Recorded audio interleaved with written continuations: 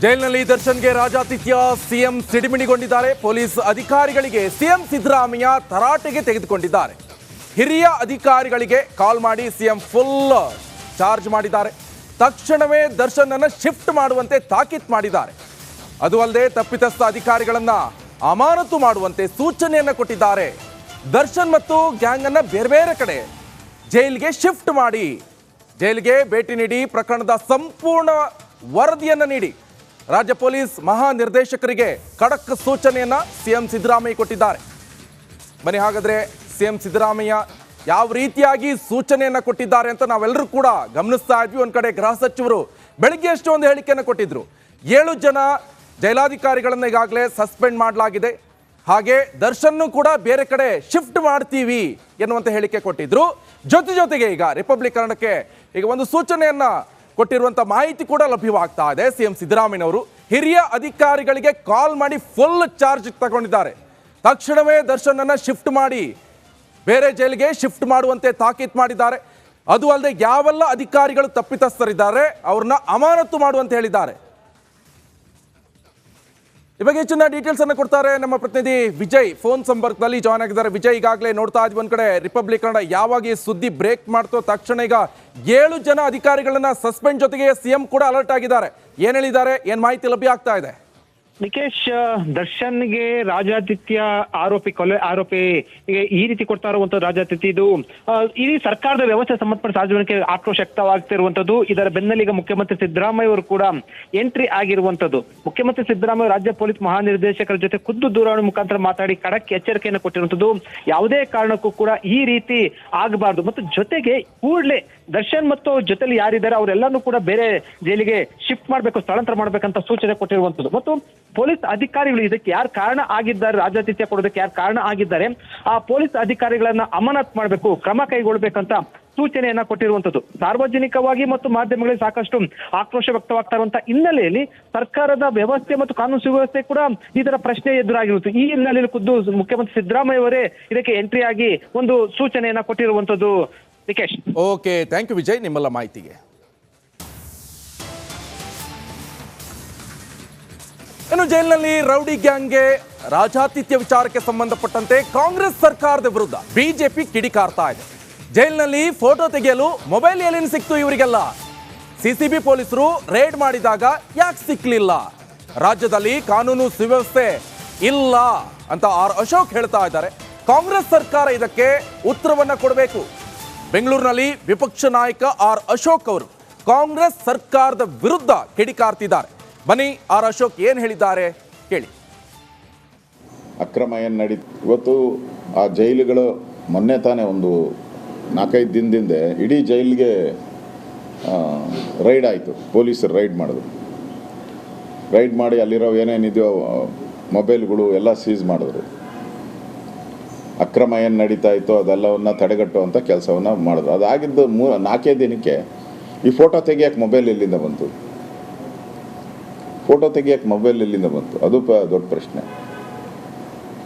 ಮತ್ತು ಅಲ್ಲಿ ಆ ಥರ ರಾಜಾವರೋಷವಾಗಿ ಕಾಫಿ, ತಿಂಡಿ, ಸಿಗರೇಟು ಇವೆಲ್ಲ ಕೊಡೋವಂಥದ್ದು ಏನು ಆಗ್ತಾಯಿದೆ, ಇದಕ್ಕೆ ಸರ್ಕಾರ ಉತ್ತರ ಕೊಡಬೇಕು.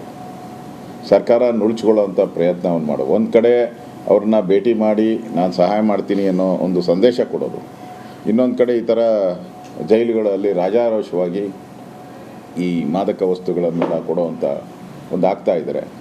ರಾಜ್ಯದಲ್ಲಿ ಈಗಾಗಲೇ ಕಾನೂನು ಸುವ್ಯವಸ್ಥೆ ಕುಸಿದೋಗಿದೆ ಅಂತ ನಾವು ಹೇಳ್ಬಿಟ್ಟಿದ್ದೀರಿ. ಈಗ ಆಲ್ರೆಡಿ ಕಾನೂನು ಇಲ್ಲ, ಸುವ್ಯವಸ್ಥೆನೂ ಇಲ್ಲ ರಾಜ್ಯದಲ್ಲಿ.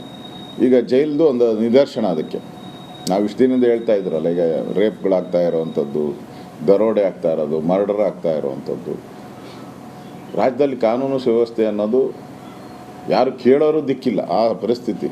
ಸರ್ಕಾರ ಉಳಿತೋ ಹೋಗುತ್ತೋ ಅನ್ನೋದರಲ್ಲೇ ಅವರಿರೋವಂಥ ಎಲ್ಲ ಮಂತ್ರಿಗಳು ಕಾಯ್ತಾ ಇದ್ದಾರೆ. ಕೆಲವು ಮಂತ್ರಿಗಳು ಇನ್ನೊಬ್ಬರು ಮುಖ್ಯಮಂತ್ರಿ ಆದರೆ ನನಗೆ ಒಳ್ಳೆ ಪವರ್ಫುಲ್ ಖಾತೆ ಸಿಗುತ್ತೆ ಅಂತ ಕೆಲವರು. ಇನ್ನು ಕೆಲವ್ರಿಗೂ ಯಾರು ಬೆಂಬಲಿಗರಿದ್ದಾರೆ ಸಿದ್ದರಾಮಯ್ಯ ಅವ್ರಿಗೆ ನಮ್ಮ ಖಾತೆನೇ ಹೊರಟೋಗ್ರೆ ನಮ್ಮ ಕತೆ ಏನಪ್ಪ ಅಂತ ಇವರು. ಈ ಚಿಂತೆಯಲ್ಲಿ ಇಡೀ ರಾಜ್ಯ, ಅಂದರೆ ಈ ಚಿಂತೆಯಲ್ಲಿ ಇಡೀ ರಾಜ್ಯದ ಕಾಂಗ್ರೆಸ್ ಅವರು ಒಂಥರ ಬಕಪಕ್ಷಿ ರೀತಿ ಕಾಯ್ತಾ ಇದ್ದಾರೆ. ಏನಾಗೋಗ್ತೈತೋ. ಆ ಪರಿಸ್ಥಿತಿಯಲ್ಲಿ ಇವತ್ತು ಜೈಲಲ್ಲಾದಂಥ ಘಟನೆ ನಿಜಕ್ಕೂ ಕಾಂಗ್ರೆಸ್ ಸರ್ಕಾರ ಇದಕ್ಕೆ ಉತ್ತರವನ್ನು ಕೊಡಬೇಕಾಗಿದೆ. ಕಾನೂನು ಸುವ್ಯವಸ್ಥೆ ಇದೆ ಅಂತ ಹೇಳಿದ್ರೆ ನೀವು ಕರೆಕ್ಟಾಗಿ ಉತ್ತರವನ್ನು ಕೊಡಿ. ಸುಮ್ಮನೆ ತನಿಖೆ ಮಾಡ್ತೀನಿ ನೋಡ್ತೀನಿ ಅಂದರೆ ಉಪಯೋಗ ಏನೂ ಆಗಲ್ಲ. ಜೈಲಿನಲ್ಲಿ ದರ್ಶನ್ಗೆ ರಾಜಾತಿಥ್ಯ, ಸಿಎಂ ಸಿಡಿಮಿಡಿಗೊಂಡಿದ್ದಾರೆ. ಪೊಲೀಸ್ ಅಧಿಕಾರಿಗಳಿಗೆ ಸಿಎಂ ಸಿದ್ದರಾಮಯ್ಯ ತರಾಟೆಗೆ ತೆಗೆದುಕೊಂಡಿದ್ದಾರೆ. ಹಿರಿಯ ಅಧಿಕಾರಿಗಳಿಗೆ ಕಾಲ್ ಮಾಡಿ ಸಿಎಂ ಫುಲ್ ಚಾರ್ಜ್ ಮಾಡಿದ್ದಾರೆ. ತಕ್ಷಣವೇ ದರ್ಶನ್ ಅನ್ನು ಶಿಫ್ಟ್ ಮಾಡುವಂತೆ ತಾಕೀತು ಮಾಡಿದ್ದಾರೆ. ಅದು ಅಲ್ಲದೆ ತಪ್ಪಿತಸ್ಥ ಅಧಿಕಾರಿಗಳನ್ನ ಅಮಾನತು ಮಾಡುವಂತೆ ಸೂಚನೆಯನ್ನು ಕೊಟ್ಟಿದ್ದಾರೆ.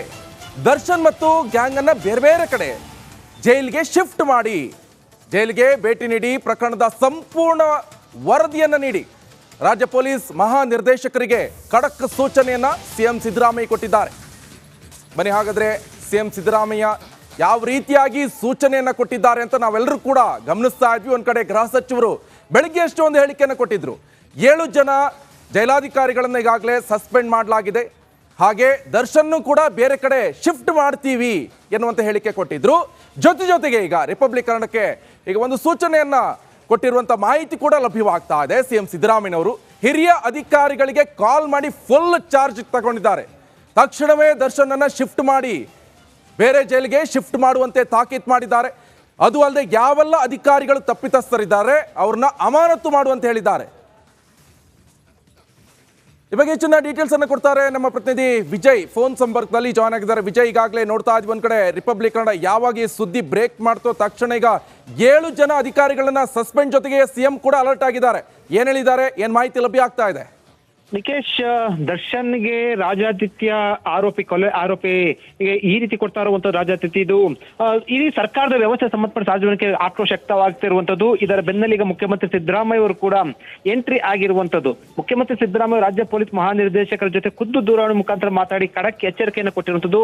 ಯಾವುದೇ ಕಾರಣಕ್ಕೂ ಕೂಡ ಈ ರೀತಿ ಆಗಬಾರ್ದು, ಮತ್ತು ಜೊತೆಗೆ ಕೂಡಲೇ ದರ್ಶನ್ ಮತ್ತು ಜೊತೆಲಿ ಯಾರಿದ್ದಾರೆ ಅವರೆಲ್ಲರೂ ಕೂಡ ಬೇರೆ ಜೈಲಿಗೆ ಶಿಫ್ಟ್ ಮಾಡಬೇಕು, ಸ್ಥಳಾಂತರ ಮಾಡ್ಬೇಕಂತ ಸೂಚನೆ ಕೊಟ್ಟಿರುವಂತದ್ದು. ಮತ್ತು ಪೊಲೀಸ್ ಅಧಿಕಾರಿಗಳು ಇದಕ್ಕೆ ಯಾರು ಕಾರಣ ಆಗಿದ್ದಾರೆ, ರಾಜಾತಿಥ್ಯ ಕೊಡೋದಕ್ಕೆ ಯಾರು ಕಾರಣ ಆಗಿದ್ದಾರೆ, ಆ ಪೊಲೀಸ್ ಅಧಿಕಾರಿಗಳನ್ನ ಅಮಾನತ್ ಮಾಡಬೇಕು, ಕ್ರಮ ಕೈಗೊಳ್ಬೇಕಂತ ಸೂಚನೆಯನ್ನ ಕೊಟ್ಟಿರುವಂತದ್ದು. ಸಾರ್ವಜನಿಕವಾಗಿ ಮತ್ತು ಮಾಧ್ಯಮಗಳಲ್ಲಿ ಸಾಕಷ್ಟು ಆಕ್ರೋಶ ವ್ಯಕ್ತವಾಗ್ತಾ ಇರುವಂತಹ ಹಿನ್ನೆಲೆಯಲ್ಲಿ ಸರ್ಕಾರದ ವ್ಯವಸ್ಥೆ ಮತ್ತು ಕಾನೂನು ಸುವ್ಯವಸ್ಥೆ ಕೂಡ ಇದರ ಪ್ರಶ್ನೆ ಎದುರಾಗಿರುತ್ತೆ. ಈ ಹಿನ್ನೆಲೆಯಲ್ಲಿ ಖುದ್ದು ಮುಖ್ಯಮಂತ್ರಿ ಸಿದ್ದರಾಮಯ್ಯ ಅವರೇ ಇದಕ್ಕೆ ಎಂಟ್ರಿ ಆಗಿ ಒಂದು ಸೂಚನೆಯನ್ನ ಕೊಟ್ಟಿರುವಂತದ್ದು.